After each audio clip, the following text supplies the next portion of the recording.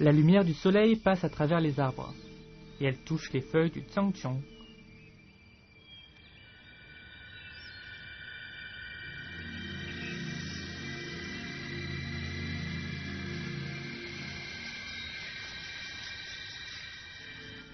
Les ultraviolets brûlent le Tsangtiong. Il a refermé ses stomates, mais l'eau s'évapore toujours aussi rapidement et sa fine couche de cutine est presque brisée. Le danger est grandissant.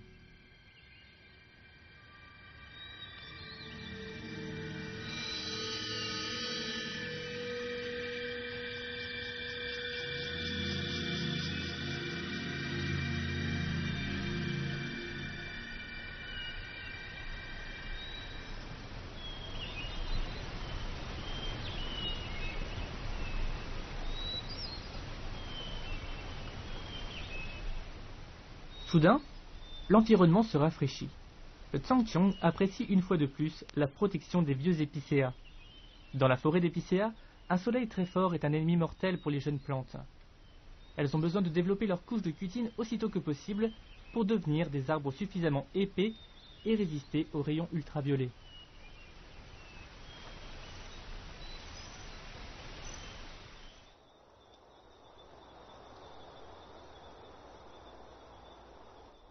Le scilly a 1 mois. Il devient de plus en plus fort.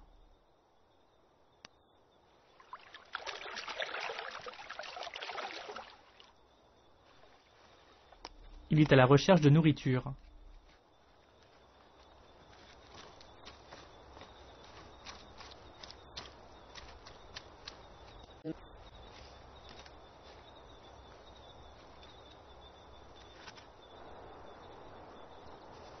À ce moment, il n'est capable que de manger de l'herbe tendre.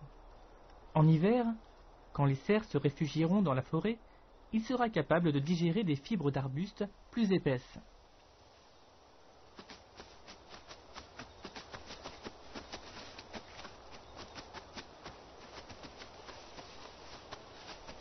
Le scilly se balade vers l'inconnu. Il traverse la prairie et se dirige maintenant vers la forêt.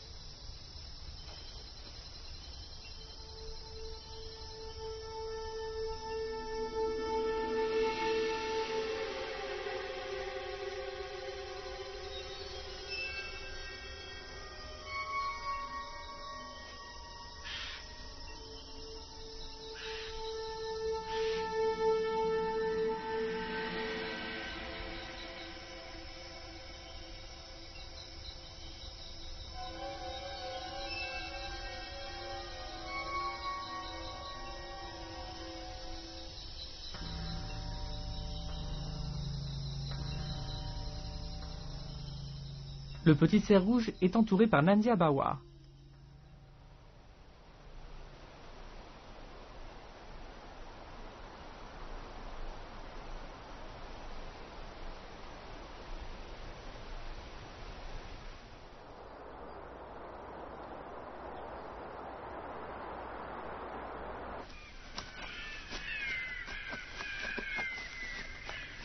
À la tombée de la nuit, le troupeau revient dans la prairie. La chia s'inquiète. À son retour, elle ne trouve pas son petit.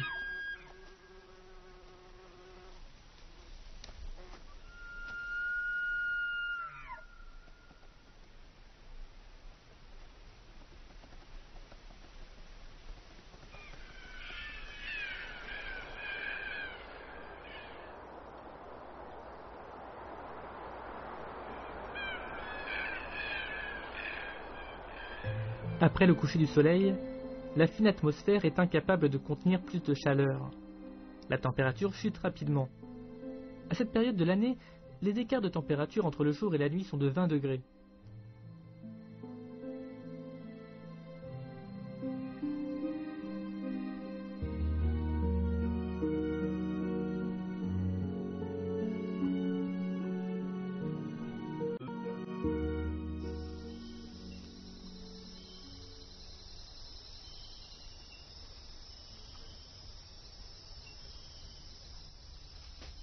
Il est difficile pour le chiite de digérer la nourriture de la forêt. Mais patience, car c'est l'endroit où il devra passer l'hiver.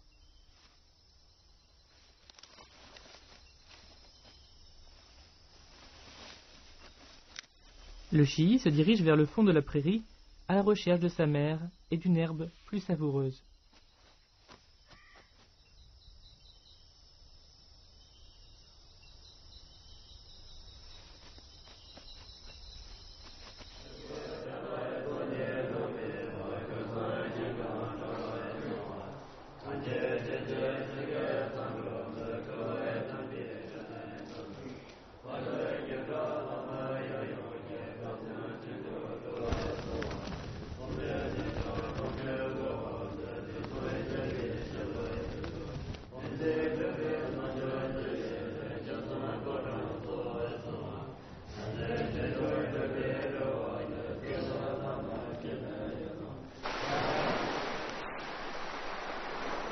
De l'autre côté du Yalu Zangpu, l'eau de l'océan Indien est vaporisée dans une masse d'air chaud et humide qui se dirige au nord vers la vallée du Yalu Zangpu.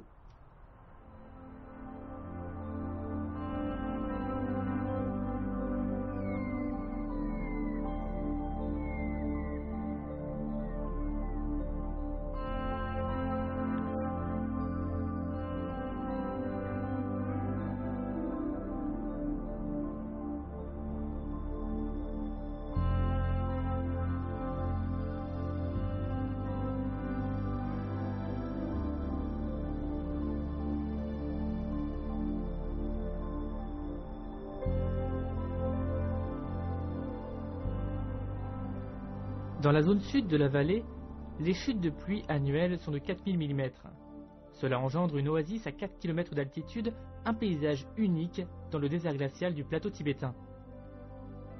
Ici, la portée des tropiques, comme elle est définie par les géographes, est repoussée à 6 degrés latitude nord.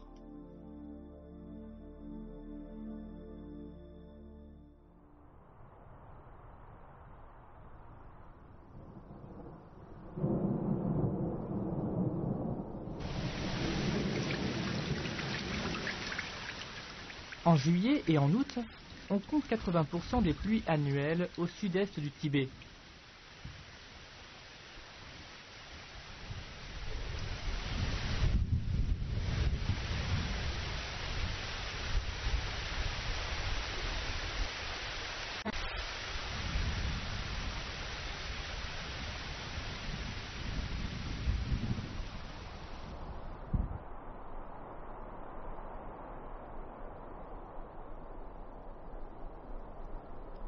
Il y a une chute de température soudaine.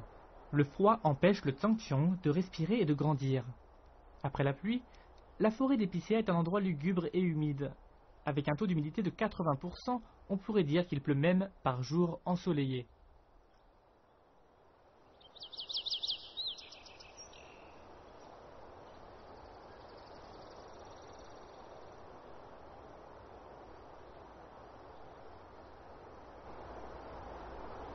À travers les arbres, les pousses qui savourent l'ombre, comme le lichen et les feuilles de fougère, poussent rapidement.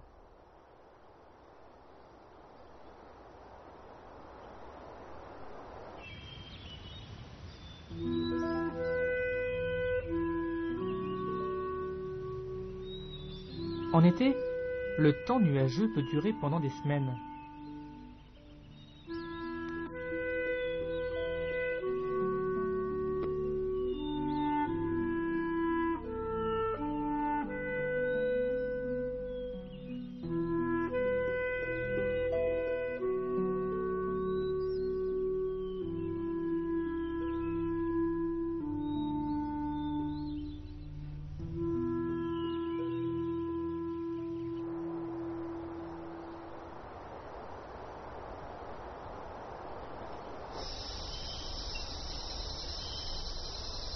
Une fois que le soleil apparaît, les éricacées, les lianes et autres plantes grimpantes autour du Tsangtiong poussent vers la lumière.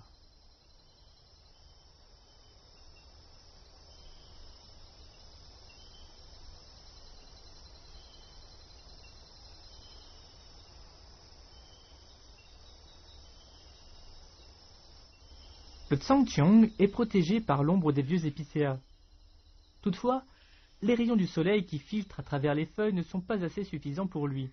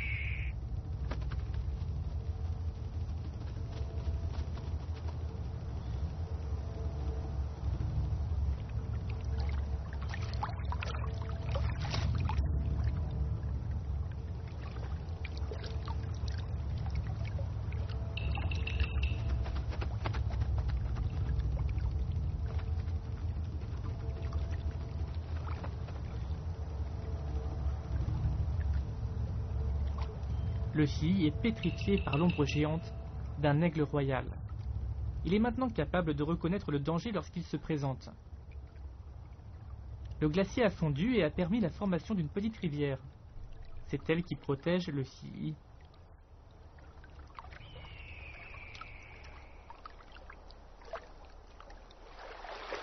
Le cours d'eau coule près du flanc vers la forêt du Tsangtiong et rejoint le Yalongzangpu.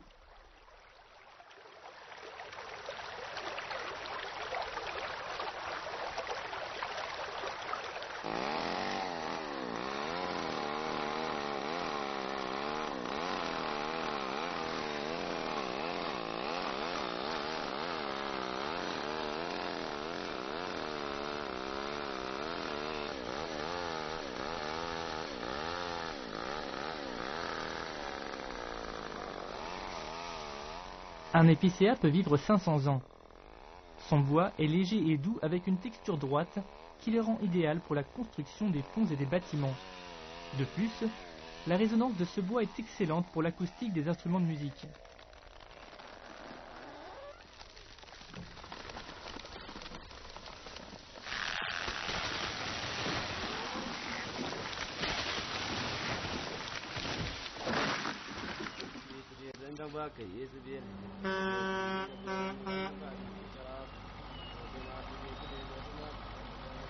L'abattage des épicéas dans le sud-est du Tibet est de plus en plus contrôlé. Parfois, le fervent pèlerin croisera tout de même sur sa route un camion qui transporte du bois.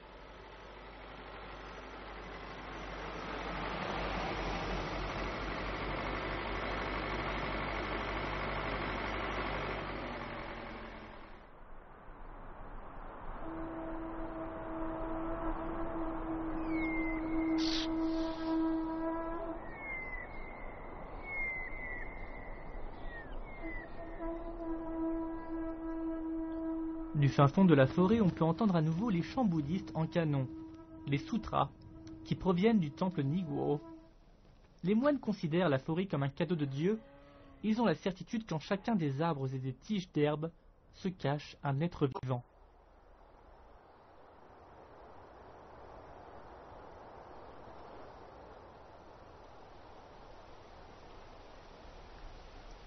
Le courant d'air au-dessus du pic de Nadiabawa se change en brouillard. Il flotte au-dessus de la prairie et arrive dans la forêt vierge.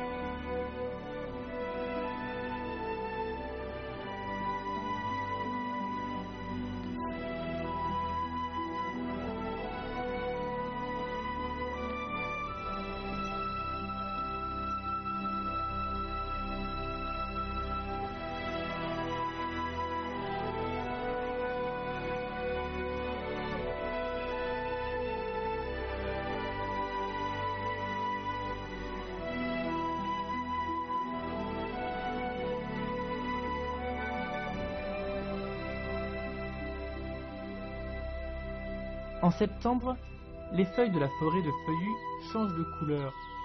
Toutefois, l'automne n'a aucun effet sur les aiguilles des épicéas.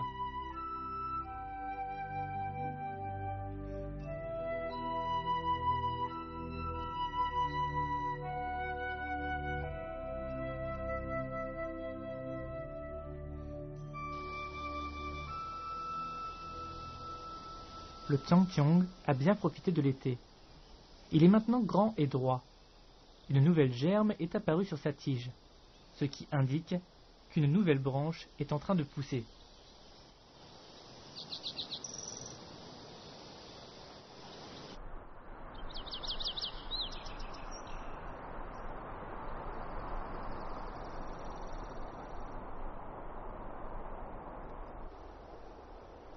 L'épicéa, à côté du Xiangqiong, a plus de 10 ans.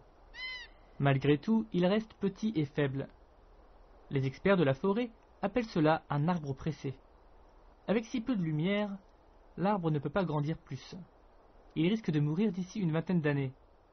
Le Xiangqiong partagera-t-il le même destin ?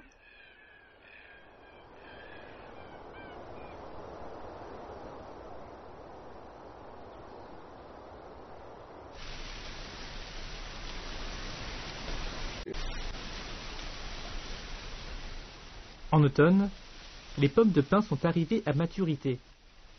Chacune contient plus de 20 graines prêtes à germer.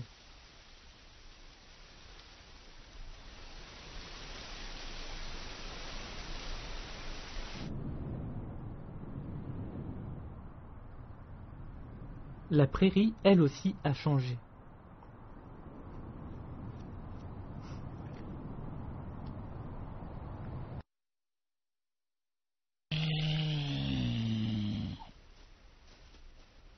Les yaks sont les créatures du plateau. Ils viennent dans la prairie en automne pour se disputer les restes de nourriture avec les cerfs rouges. Dans 2 mois, la prairie sera couverte d'une neige épaisse. Les taches du chihi changent de couleur pour se fondre dans l'herbe. Maintenant, elles sont jaunes.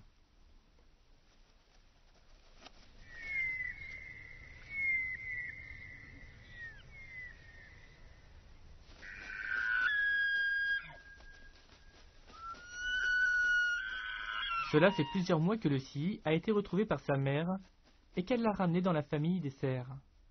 Le chihi grandit.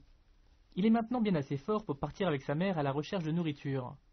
Cependant, il raffole toujours du lait maternel.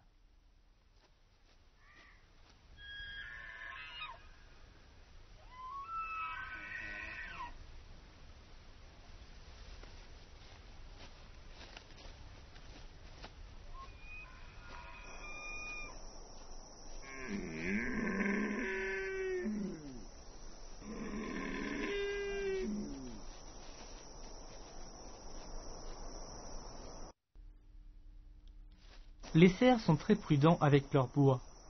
Ils les utilisent comme des armes quand ils se battent pour copuler. C'est la saison des amours pour le cerf rouge.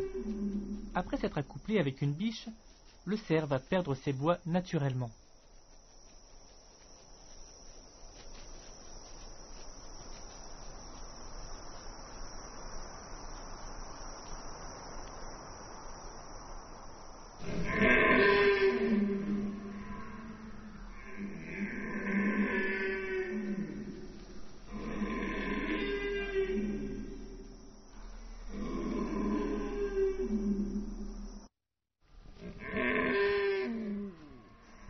Le cerf peut juger de la force de son rival à son brame. Plus le brame est fort, et plus les muscles de sa poitrine sont puissants. La méthode est bien plus fiable que de se fier à la longueur de ses bois.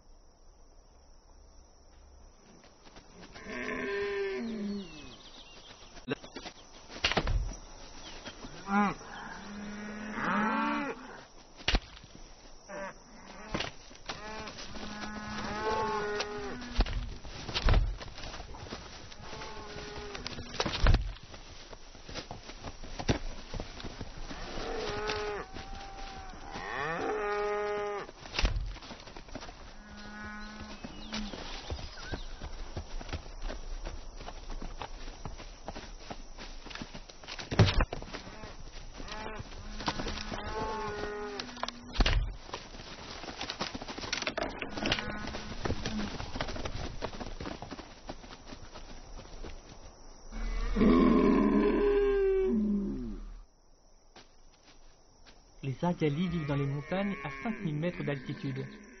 Ils sont descendus pour assister au combat.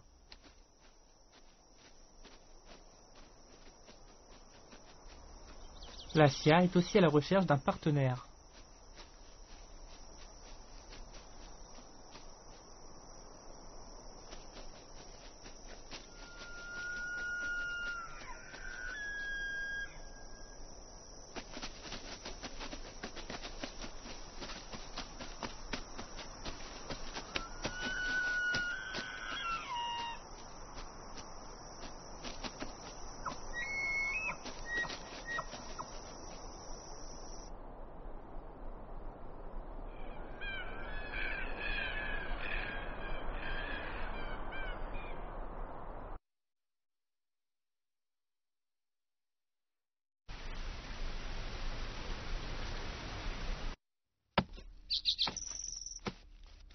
Les épicéas ont fait tomber leurs pommes de pin.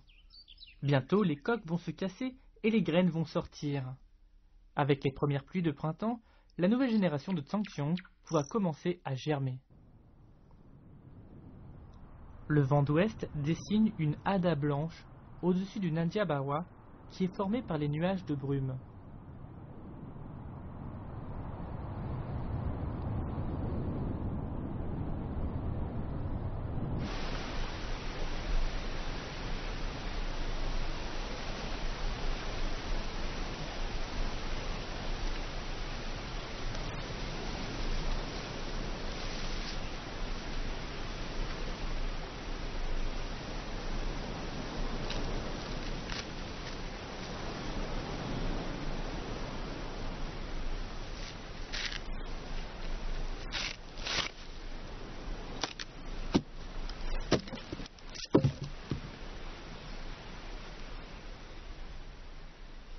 Le vent souffle dans la forêt.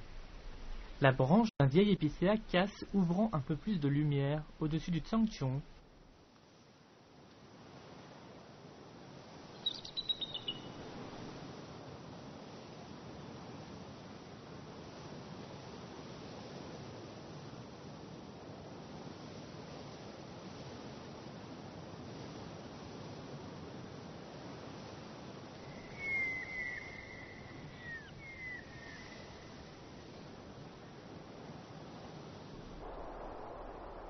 L'aigle royal vole dans les courants d'air, économisant ainsi de l'énergie.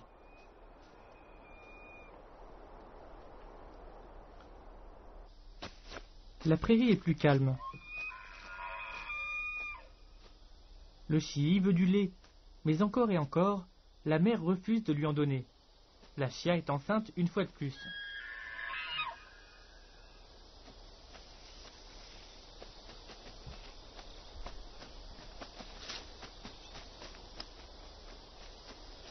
Le Chihi, une fois sevré, commence une vie autonome dans la famille des cerfs.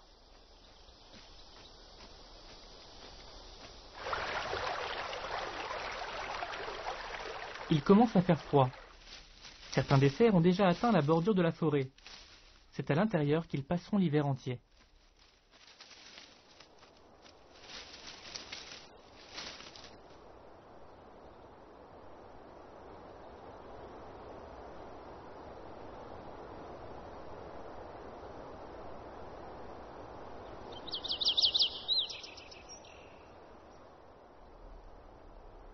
Le soleil permet au Tsangtiong de bourgeonner.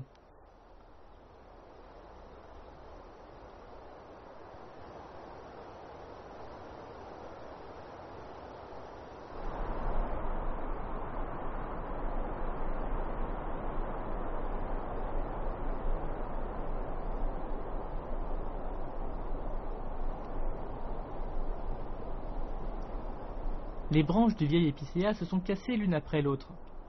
Il approche de la fin de son existence.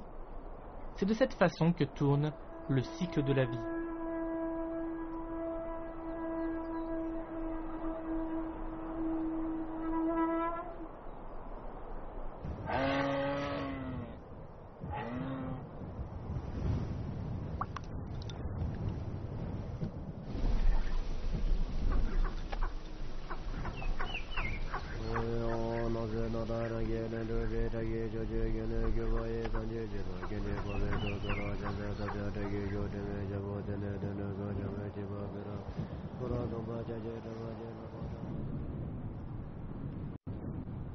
Le brouillard blanc au-dessus du pic de Nanjiabawa est en fait de la neige.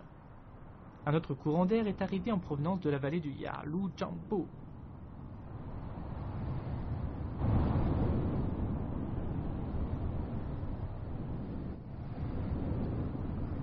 L'hiver arrive au début de novembre. La chute de température subite et le manque d'oxygène rendent la survie plus difficile. Le troupeau de cerfs rouges se dirige vers le bas de la prairie. La forêt va redevenir son habitat principal.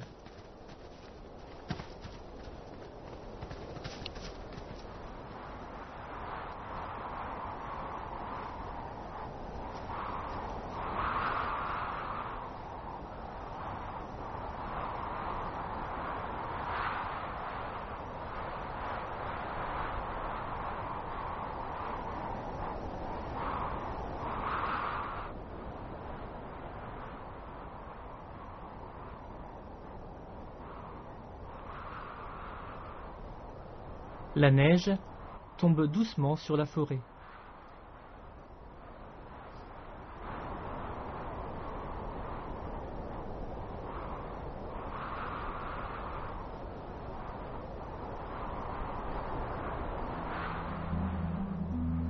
En se posant sur les branches luxuriantes des épicéas, la neige est comme une couverture. Elle recouvre le Tsangcheon et l'aide à résister par moins 10 degrés Celsius.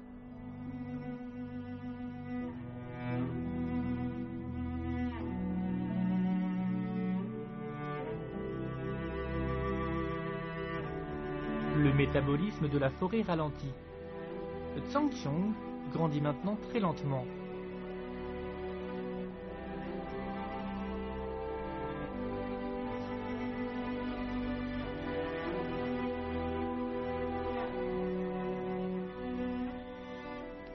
Au printemps, quand le Tsangcheon sortira à nouveau, il aura une 4e branche.